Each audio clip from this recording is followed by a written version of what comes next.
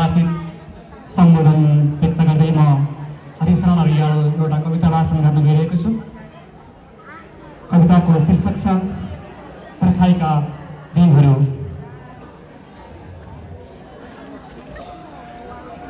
मेरो घरै छेउका ठुला घरे भाइका छोरा रामो, कयौं सपनाहरू मनमा भुलेर परदेशिएको पनि दशक भइसकेछ। एक घर गोरु पालेर अरूको मिलापात गर्दै ती बाल्यकालमा उसका बाले गरेका सङ्घर्षका दिनलाई सम्झिँदा अहिले पनि बहकिन्छ मन। थामिँदैन आँखाबाट आँसु, किनकि छोरालाई शिक्षित बनाउनकै लागि हलो समाएर गोरुका पछि पछि हिँडेका रामुका बाले गरेनन् कसैसँग गुनासो, देखाएनन् कसैलाई पीडा। दुख्न त दुखेको थियो नि फुटेर हत्केलाका ठेलाहरू। दिनै पछि हलो जोतेर गोरुका पछि पछि हिँडेका गरेका भए मूल्याङ्कन र समयको लेखाजोखा कति हुन्थ्यो होला। आजकल गरेर श्रम बगाउन पसिना, माटो छोएको हातले खाना पनि खाना भोग मान्छन् मान्छेहरू।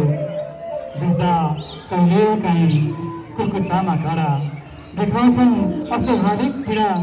तर विडम्बना रामुका जस्तै हाम्रा बाको ढुङ्गा माटो र हुलोले फुटेका कुर्कुच्चाहरू खाली खुट्टा घाँस दाउराका लागि जाँदा फेरि जङ्गल बुझेका काँडाका फुलहरू आजसम्म निस्किन सकेका छैनन् र पनि थाकेका छैनन्, कहिल्यै सुनाएका छैनन् दुखाएका पीडा।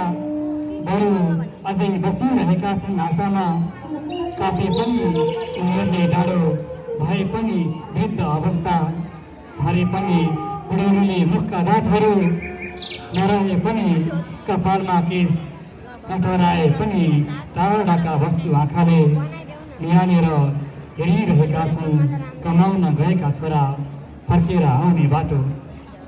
सन्तानलाई शिक्षित बनाउनकै लागि ढुङ्गा माटोमा खेलेर जीवन बिताएका उनले देखेनन् आजसम्म सिंहदरबार, बुझेनन् लोकतन्त्रको परिभाषा, सुन्न पाएनन् राजनीतिका गन्ध, चढ्न पाएका छैनन् आजसम्म मोटर गाडी।